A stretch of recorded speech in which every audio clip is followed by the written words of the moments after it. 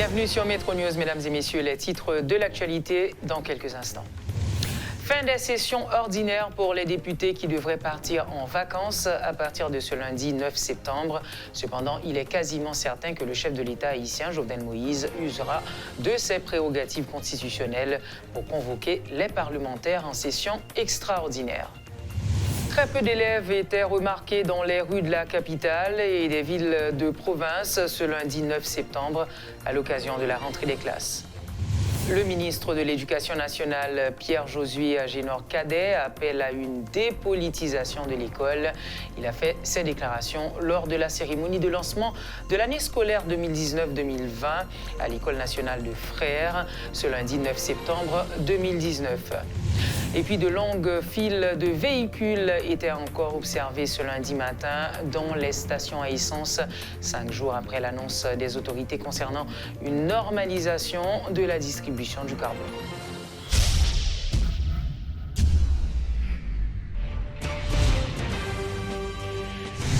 Lancement ce lundi de la nouvelle année académique 2019-2020 par le ministère de l'Éducation nationale. À cette occasion, le ministre démissionnaire Pierre-Josué Agénor-Cadet a dénoncé le comportement de certains membres du pouvoir législatif qui, par leur influence politique, veulent contrôler le système éducatif haïtien. Pour cette rentrée scolaire, M. Cadet tire la sonnette d'alarme et demande aux acteurs politiques de ne pas mélanger l'éducation et la politique. N'utilisez pas les élèves à des fins politiques, a ajouté le ministre. Rodolphe Pierre-Louis et Paul Léel ont assisté au déroulement de cette activité. Suivez leur reportage. Le ministre démissionnaire de l'Éducation nationale, Pierre-Josué Agénor-Cadet, a procédé ce lundi, date qui marque officiellement la rentrée scolaire, au lancement de la nouvelle année académique 2019-2020.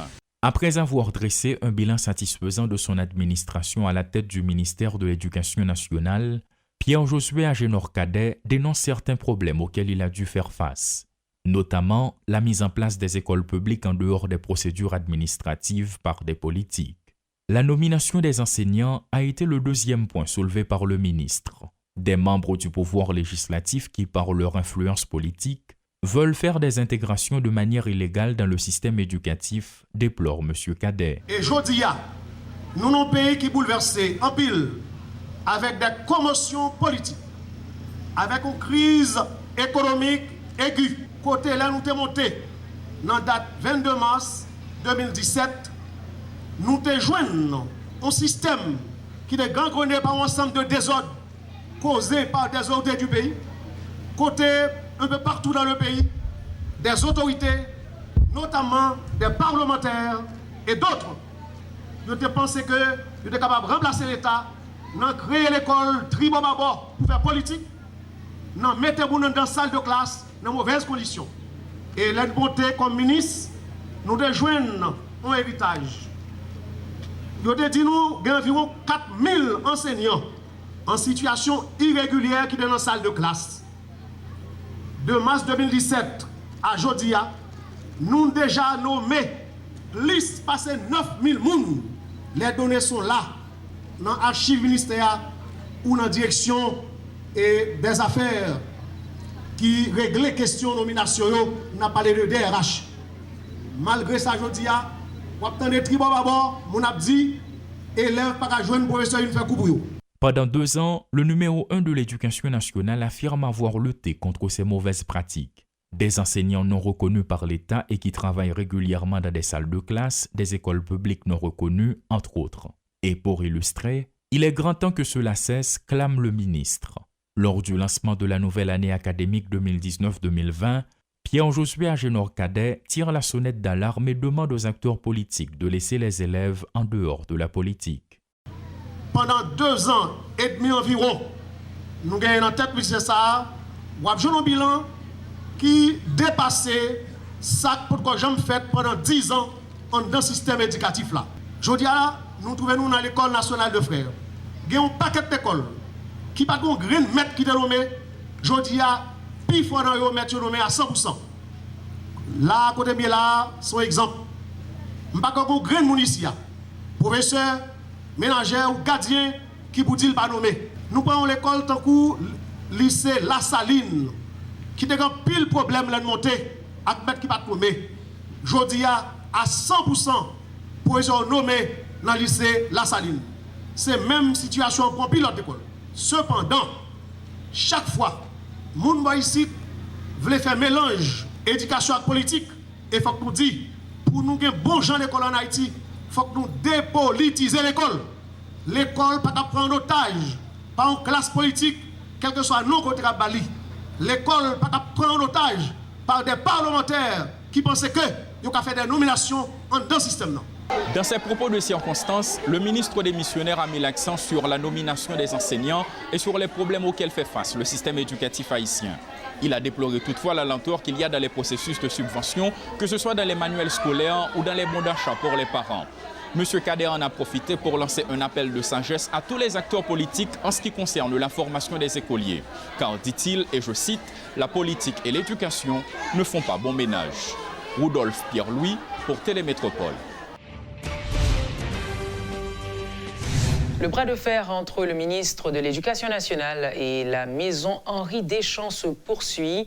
Peter Frisch, le responsable des éditions Henri Deschamps, s'étonne des problèmes cette année liés à la subvention des manuels scolaires et dénonce une campagne contre l'entreprise qu'il dirige.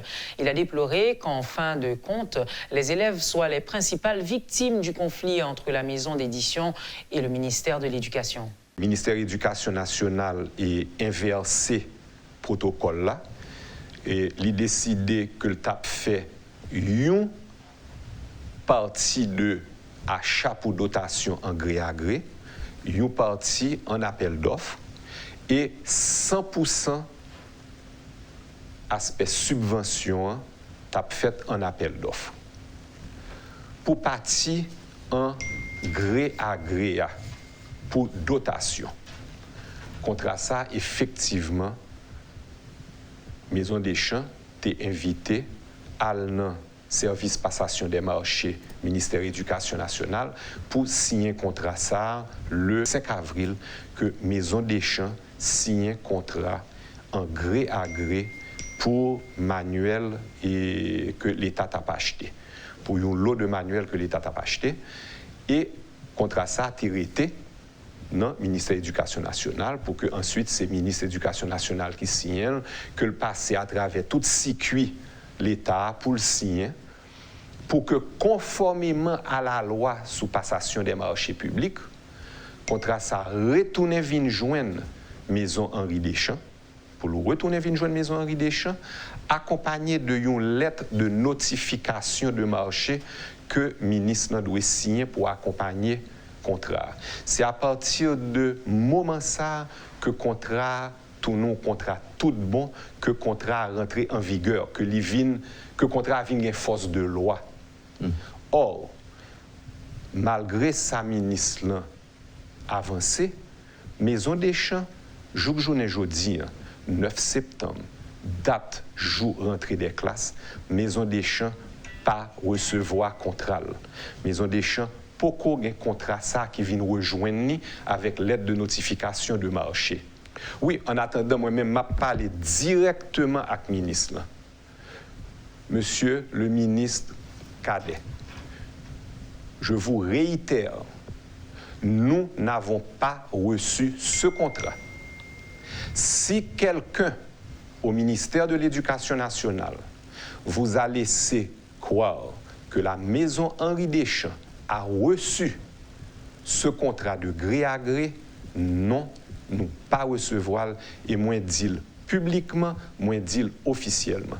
Mais comme Maison Deschamps pas recevoir contrat ça et que pas même recevoir liste répartition qui quantité qui pour livrer dans chaque département, beaucoup qu'à passer à exécution un contrat qui pour qu'on a même si que contrat ça a été signé, mais l'autre signé, l'hypoco prend force de validité.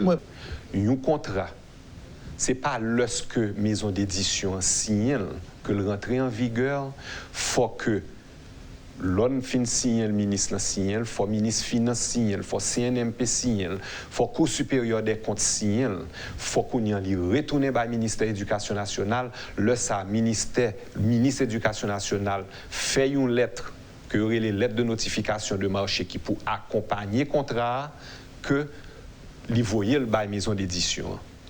Moi-même, moi, t'arrêté ouais que côté lettre ça, copie lettre ça, toujours l'État pas jamais remettre rien sans le pas accusé de réception sous lui. Les députés sont en vacances à partir de ce lundi 9 septembre 2019. La séance consacrée à la fin des sessions ordinaires pour les députés a eu lieu ce lundi. Cependant, il est quasi certain que le chef de l'État haïtien, Jovenel Moïse, usera de ses prérogatives constitutionnelles pour convoquer les députés en session extraordinaire. Le président Moïse est dans l'attente, en effet, depuis plusieurs mois de la loi de finances 2019-2020 et de l'accord de don de 150 millions de dollars de la République de Chine-Taïwan. En session extraordinaire, le chef de l'État détient le contrôle sur les points à l'ordre du jour des séances. Il pourrait également exhorter les députés à voter la loi électorale déposée depuis décembre 2018 au Parlement. Il est évident que cette proposition de loi ne constitue pas une priorité pour les législateurs de la majorité, même si les députés ne pourront tenir des séances plénières sur leur initiative, notamment pour censurer un ministre. Le président de la Chambre basse, Gary Bodo, a rappelé que les commissions fonctionnent en permanence et seront pleinement opérationnelles jusqu'en janvier 2020. Les commissions pourront inviter ou convoquer des ministres si la politique générale du Premier ministre Fritz William Michel est ratifiée par le Sénat. Les députés partent en vacances de droit alors qu'ils étaient déjà en vacances de fait. Outre la ratification de la politique du Premier ministre, la Chambre des députés ne dispose pratiquement pas de bilan pour la dernière session ordinaire de cette législature. Le gardien réserviste de l'équipe de football de Curaçao, Jairzinho Pieter, est décédé ce lundi à la veille d'affronter la sélection haïtienne de football ce mardi au stade Silvio Cator. Âgé de 31 ans, il est mort ce lundi à l'hôtel Marriott où séjourne l'équipe qui doit affronter Haïti ce mardi au stade Silvio Cator, comme je l'ai dit tout à l'heure. L'information a été confirmée par le responsable de communication de la Fédération haïtienne de football, Gentil Tessieux, qui ne disposait pas des données concernant les circonstances de ce décès. Suivez ce reportage de Rudolph Pierre-Louis. Merci Laurence. Nous sommes au stade Silvio Cator où aura lieu le match qui opposera Haïti et la sélection curacienne. À moins de 24 heures avant cet événement que les supporters du foot attendent impatiemment, comment sont les préparatifs? Au niveau commission des événements spéciaux, et toutes mises en place sont faites et billets sont distribués. Toute réparation faite dans ce stade-là, à l'exception de surface de jeu et qui peut encore changer. Et puis avec la police, et plusieurs réunions ont été organisées, plusieurs séances de travail. Donc maintenant, on attend que le public pour venir encourager nos grenadiers. Jean Tessier se dit là, il y a toute la disposition qui prend pour spectateurs rentrer dans le match. Il y a une barrière spéciale qui a bien pour rentrer. Tout le monde n'a pas bien accès à périmètre stade Silvio Cator parce que c'est un périmètre cap stérile pour voitures qui autorisées. Donc c'est eux-mêmes qui ont pénétré le périmètre stade là. Il y a la mairie de Port-au-Prince également qui font travail au niveau de l'environnement stade là avec marchandiers, avec tout le monde qui mettait marchandises et autres. Donc ils nettoient les vélos de façon pacifique. Donc qui permettent que toute disposition prend pour que demain, à partir de mardi, bien entendu, à partir de 3h, toute barrière stade là appauvrie, donc toute barrière tribune, toute barrière gradin appauvrie, et gagner l'autre animation musicale qui a bien sous la cour, à côté que gagner plusieurs groupes qui jouent, plusieurs DJ qui jouent en façon avant-match pour capable mettre spectateurs dans l'ambiance match football là, parce que nous avons perdu déjà un goal devant Curaçao, la Curaçao. Au moins, nous avons besoin de 2 goals de différence pour nous battre Curaçao. Monsieur Tessieux, nous ne pouvons pas quitter aller sans que nous ne posions question ça par rapport à l'événement matin. Il y a pile de monde qui a posé cette question. Est-ce que vous êtes capable d'expliquer nous comment ça s'est passé? Bon, c'est tout un ensemble de données. Et dans ce qui concerne particulièrement, matin, nous étions dans réunion technique et Hôtel Caribé. Représentant et Curaçao qui a participé à la réunion sous direction commissaire là, Chris Gregg, lui demandé pour gagner un débriefilateur dans ce stade là. Et même quand il fait demande maintenant, et puis sur un groupe WhatsApp et de journalistes sportifs, moi ouais que il a annoncé gagner un joueur et qui est capable de gagner un problème cardiaque. Donc moi interprété, c'est en prévision de cela qui fait demander information et information va évoluer là que M. Beauvoir Étienne, qui est président de la commission, il relève pour l'annoncer que gagné un joueur et Curaçao qui mourit, Hôtel Marriott, côté qui est logé depuis hier. Et maintenant, moi juste demandé, et responsable Curaçao qui était là, est-ce que vous avez un membre dans la délégation qui n'est pas trop bien, qui a un problème? Je dis c'est un gardien qui n'est pas trop bien, mais ce n'est pas grave. Ouais? Donc à ce moment, moi je les commissaire là, moi dis voilà qui est information crédible que moi gagné. Lui-même, lui demandé M. Curaçao qui était là et pour essayer de contacter l'hôtel là pour essayer pas de problème. Et là, monsieur relé l'hôtel là dans le téléphone. Bon, nous avons à comprendre. Et c'est confirmé parce que nous avons deux mains en tête, nous avons l'âme aux yeux, ce qui veut dire l'information a été confirmée. Automatiquement, nous rentrons dans l'hôtel Marriott, accompagné de commissaire d'Orfeuille, qui est responsable de sécurité dans la commission, qui a participé à la réunion en tout. Et il a rapidement fait appel à des CPJ. Et bien, là, nous arrivés, il y a un juge de paix, et il y a une équipe de CPJ qui était là, et pour investigation, tout cela. Nous avions été dans la chambre, côté que jouait à lui-même l'ITE. Bon, ça que nous tout de même, son monde qui était malade, parce que c'est un monde, sans doute, avant que les gens amené, il était vomi, il était diarrhée, ouais, donc les gens que nous avons dans la salle là. Mais ça que nous sommes capables de dire, il y a un pile indice tout de même. Il y a une information qui fait quoi que M. était calé bon tafia après victoire Curaçao et samedi dernier sur Haïti. Tout comme chauffeur qui transportait délégation hier de l'aéroport et jusqu'à l'hôtel Marriott, le signalé que tu as un membre de délégation qui n'est pas bien. Est-ce que c'est lui-même? Parce que non seulement il était descendu en dernier, mais il était descendu autobus là difficilement. Ouais, donc c'est autant d'indices qui est capable de dire si c'était lui-même, donc il rentrait dans le pays à tout malade. En réalité, les préparatifs font bon train. Les joueurs haïtiens s'entraînent, ceux de Curaçao également. Les deux équipes se donnent à fond dans l'entraînement. Malgré la défaite des Haïtiens face à l'équipe curacienne, il y a la solidarité entre les deux équipes. Ce match retour, comment va-t-il se dérouler? Pour savoir, il n'est que d'attendre. Rendez-vous demain soir 6h sur Métropole. Rudolph Pierre-Louis pour Télémétropole. La situation n'est toujours pas normalisée dans les stations de service, les stations à essence. Le calvaire des automobilistes se poursuit. De longues files de véhicules étaient encore observées ce lundi matin dans les stations à essence, 5 jours après l'annonce des autorités concernant une normalisation de la distribution du carburant. Par ailleurs, peu d'élèves ont été aperçus dans les rues en ce jour de rentrée scolaire. Merci à vous, mesdames et messieurs, d'avoir été avec nous. À très bientôt pour une autre édition de Métro News.